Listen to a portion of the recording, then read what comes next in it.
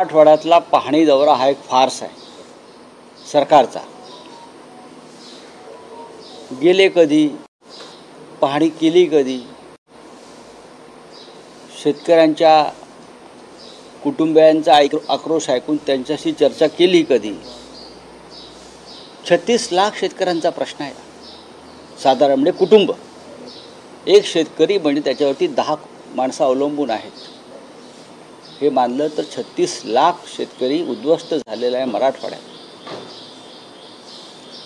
साधारण 70 ते 72 लाख एकर जमीन, पीक पाणी नाहीत, पूर्ण जमीन उद्ध्वस्त झाली आहे, शेती करण्याला लायक राहिलेली नाही आहे।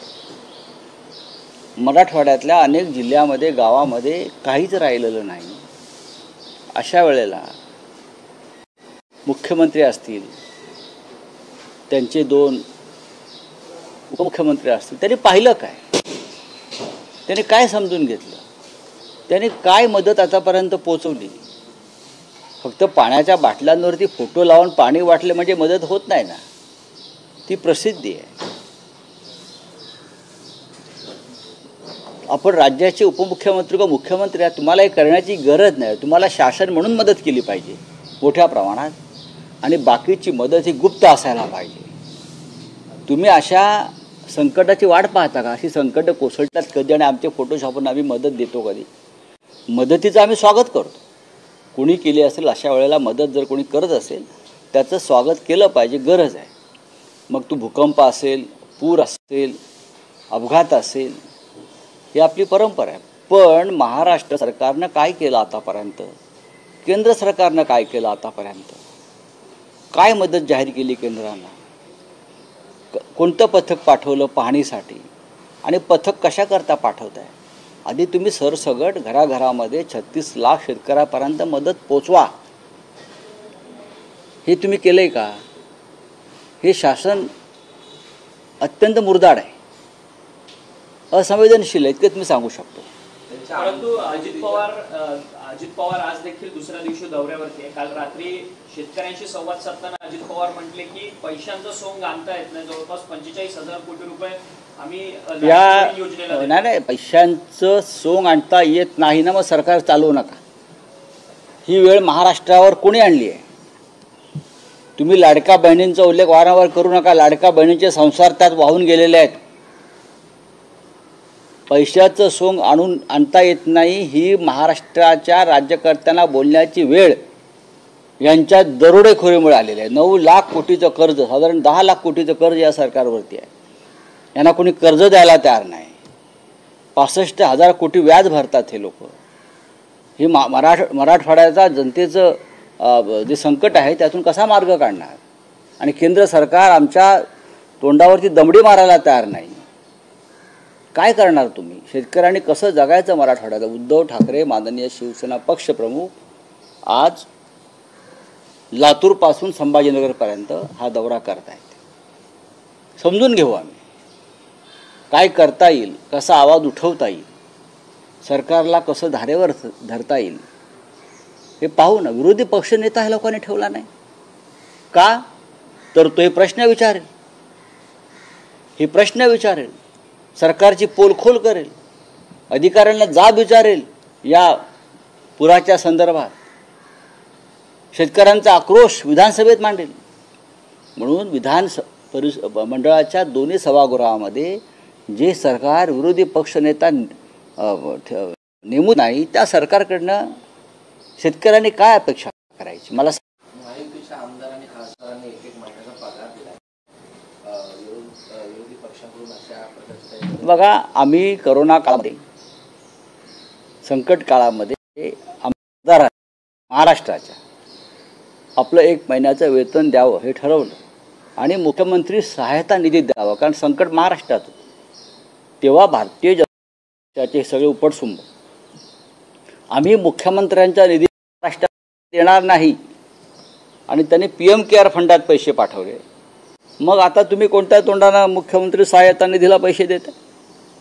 घ्यात तुम्ही ढोंगी आणि बकवास लोक आहात। तुम्ही प्रत्येक गोष्टीत राजकारण करता। आम्ही करू ना, आज उद्धव ठाकरे जाहीर करतील पक्षप्रमुख आमचे, तुम्ही आम्हाला प्रश्न विचारू नका, सरकारला हा प्रश्न विचारला पाहिजे, तुम्ही काय करताय. उपकार करत नाहीत भारतीय जनता पक्षाचे लोक. यांचे खिसे जरी झटकले मुंबईतल्या SRA प्रकरणात तरी 5-10 हजार कोटी रुपये सहज पडतील आत्ता एका दिवसामध्ये. ते SRAचे अधिकारी जे आहेत ना, बसलेत ना तिथे, काय त्यांचं नाव, काय कल्याणकर ना, या टोळ्या ज्या आहेत नेमलेल्या, हे सगळे लाडके बिल्डर्स, SRA वाले, बघा तुम्ही एक महिन्याचा पगार द्यावा ना. तुम्ही निवडणुकीवरती 1-1 लाख कोटी खर्च करताय, ग्रामपंचायतीच्या, क्रिकेट बोर्डाच्या निवडणुकीत, आणि शेतकऱ्यांसाठी मराठवाड्याचा पैसा नाही. काय हा महाराष्ट्र लक्षात घ्या. ही वेळ वरती अशी आली नव्हती. वारंवार मराठवाड्यात आणि वेदना येतात. थँक्यू, धन्यवाद. गिरीश महाजन गेलेले होते, ज्यांना संकटमोचन म्हणून ओळखलं जातं या सरकारचं. ते ज्यावेळेस गेले, शेतकऱ्यांच्या आक्रोशाला त्यांना सामोरं जावं लागलं आणि त्यानंतर त्यांनी उद्धटपणे शेतकऱ्यांना सांगितलं की मी काय पैसे गाडीत भरून प्रश्न तो नाही आहे. संकटमोचक वगैरे अफवा आहेत. ते आमदार खासदार फोडण्यापुरते आणि आमदार खासदारांना पैसे देण्यापुरते संकटमोचक असतात. शेतकऱ्यांना द्यायची वेळ आली का भाजपचा प्रत्येक नेता हा पाठ दाखवून पळून जातो. गरिबांना द्यायची वेळ आली काय संकटमोचक नसतात, मग हे दरोडेखोर असतात. बोलिये. सोनम वांगचूक गेल्या अनेक दिवसांपासून उपोषणाला बसले. काल तिथंचे तरुणाई जी आहे ती आक्रमक झालेली, कारण की सोनम वांगचूकच्या उपोषणाच्या संदर्भात कोणतंच तोडगा जो आहे तिथच्या सरकारकडनं काढण्यात येत नाहीये, केंद्र सरकारकडनं. लडाख लेह हा भारताच्या सीमेवरचा भाग आहे. जर तुम्ही भारताच्या सीमेवरच्या लोकांना आणि त्या सीमा शांत ठेवू शकत नसाल तर तुम्ही कसले विश्वगुरू. तुम्ही दिलेली आश्वासनं प्रधानमंत्री मोदींनी पाळली नाहीत. पूर्ण राज्याचा दर्जा देण्याची, जेव्हा 370 कलम हटवलं तेव्हा लेह लडाखला पूर्ण दर्जाचं राज्य देण्याची घोषणा कोणी केली होती? अमित शहानी केली होती, नरेंद्र मोदींनी केली होती. आज तिथे ज्याला तुम्ही जैन झी म्हणता ते रस्त्यावरती उतरलाय आणि तुम्ही पळून गेलाय. तुम्ही बंदी घातली आहे तिकडे आंदोलनावर. पण ही वेळ का आली या देशामध्ये? भारताची सीमा जिथे बाजूला चीन आहे, जिथे चीन आहे आणि चीन घुसलेला आहे लडाखमध्ये, हे विश्वगुरूंना कोणीतरी सांगा जाऊन. आणि तुम्ही भारताच्या सीमेवरचं राज्य शांत ठेवू शकत नाही. सोनम वांगचूक सारखा एक सामाजिक कार्यकर्ता आंदोलन करतोय त्या भागासाठी, तुम्ही त्याला 16 दिवस उपाशी ठेवता. 16 दिवस त्याने उपोषण केलं आहे, सरकारतर्फे कोणी तिकडे जायला तयार नाही. हा काय निर्दयपणा आहे? अनेक राज्यांमध्ये हा संतोष आहे. निशिकांत दुबे म्हणतात की कुठेतरी या सगळ्यांना झेंझी लोकांना आक्रमकतेकडे घेऊन जाण्याचं काम राहुल गांधींनी केलेलं. राहुल गांधींच्या विधानांमुळे नाही. मग ठीक आहे, केला असेल ते चुकलं काय?